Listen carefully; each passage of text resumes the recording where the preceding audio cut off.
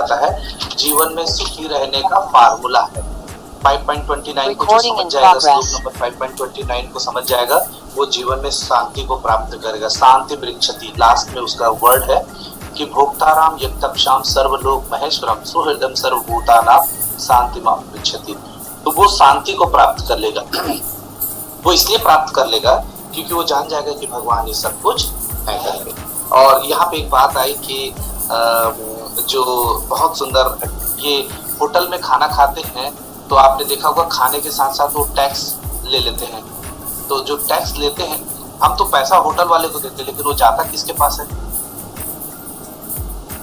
Government के पास है ना, वो गवर्नमेंट के पास चला जाता है। लेकिन देखने में कैसा लगा? वो कौन लिया? वो होटल वाला लिया। हम होटल वाले से लड़ाई भी करते कि आप ये क्यों ले रहे हो, ऐसा कैसे ले सकते हो, इतना क्यों ले सकते हो? अरे रोटी तो 10 रुपए का लिए और 5 रुपए उसमें टैक्स लगा दिए, रोटी 15 रुपए का हो गया। तो हम लड़ सकते, लेकिन हम लड़ते किसने? लेकिन पैसा जाता किसके पास है? तो ये है इनडायरेक्ट रूप से। तो वैसे जब वो माता जी जो बता रही थी भगवान की पूजा, तो वो इनडायरेक्ट मेथड है। लेकिन जब सैलरी मिलता तो तुरंत काट के वो गवर्नमेंट के पास चला जाता है, तो ये डायरेक्ट टैक्स में आ जाता है। तो ऐसे ही भगवान की पूजा, या तो हम सीधा भगवान श्री कृष्ण की पूजा करेंगे, सीधा है। और दूसरा तरीका है कि हम देवी देवता की उपासना करते हैं और वो भी भगवान के पास जाता है। तो ये एक बहुत सुपर। एक छोटी सी बात आप लोग के बीच और रखना चाह रहा था, वो ये कि अभी शादी वादी का बड़ा माहौल आएगा। अभी देवसैनी एकादशी हो गया तो सब सो गए। अभी अक्षय प्रभु की शादी में हम लोग नाचेंगे भी खूब। तो ये शादी में नाचते क्यों हैं? मैं एक्चुअली देखा तो मुझे अभी अचानक की बात याद आ गई। नाचने का कारण क्या है?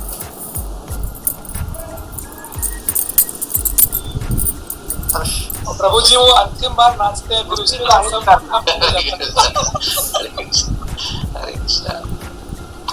आनंद है ना, दूसरे को जो जिसके इसमें गए हैं उसके प्रति एक सम्मान व्यक्त कर रहे हैं कि हम बहुत खुश हैं तेरी शादी से, है ना। ये एक प्रकार का उसको सम्मान प्रसिद्ध करते हैं। और खूब नाचता है आदमी, बिंदास होके नाचता है ना।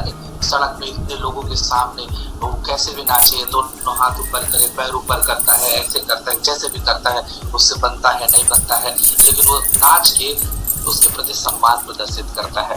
इसी तरीके से इस्कॉन में भी हम लोग भगवान के सामने जब देखिए, उसके सामने नाचने से अपने सब चीज को, हम ईगो को हटा देते हैं और हम उसके लिए उसका समर्पण का भाव बताते, देख मैं तेरे लिए कुछ भी करने को तैयार हूं। इसी तरीके से जब भगवान के दरबार में जाते हैं, भगवान के अल्टर के सामने जाते हैं, भगवान के अर्च विग्रह के सामने जाते हैं, तो खूब नाचना चाहिए।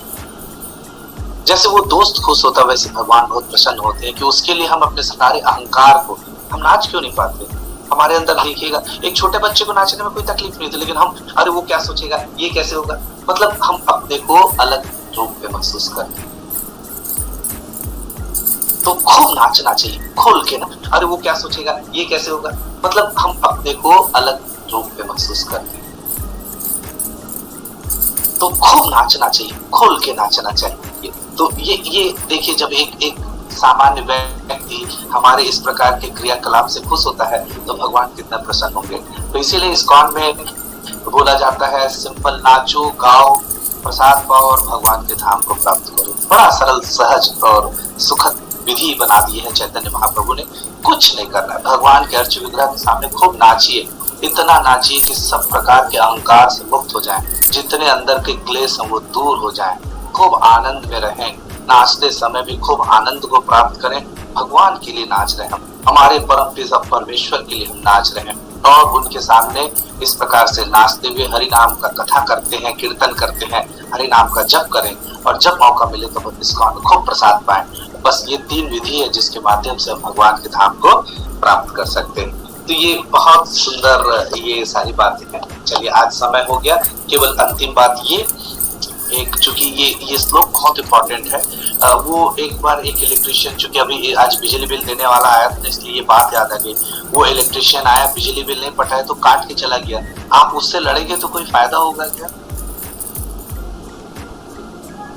लेकिन हम यदि उसको थोड़ा सा पटा लिया जाए, अरे यार भाई सुनना, आज मत काट यार, बोल देना कि वो ताला बंद था तो नहीं काट पाया, ये 500 रुपया ले ले, है ना। और 500 रुपया दे के हम लोग क्या कर सकते हैं, कुछ दिन अपने यहाँ बिजली को रख सकते हैं, लेकिन यदि परमानेंट बिजली चाहिए तो क्या करना पड़ेगा,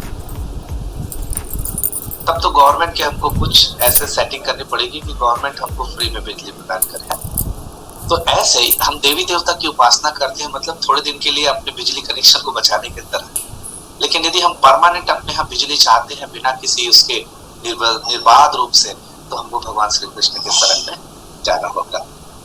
ठीक है, तो हम सबको इसके लिए क्या करना चाहिए, तो इसके लिए सिंपल तरीका है, इसके लिए सिंपल तरीका है कि हम सबको भगवान की सेवा में लगना चाहिए।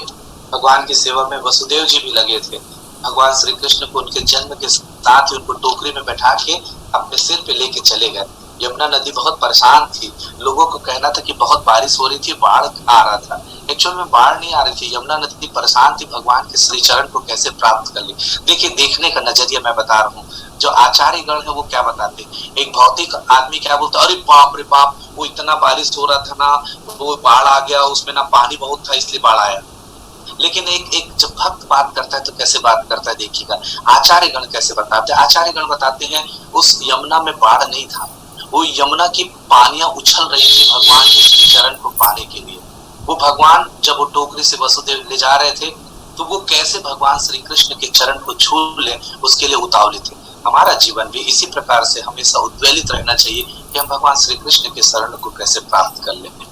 हमारे अंदर भी बाढ़ आना चाहिए, हमारे अंदर भी हलचल रहनी चाहिए कि भगवान श्री कृष्ण के शरण को कैसे प्राप्त करें। हरे कृष्णा, हरे बोल। आज जब आप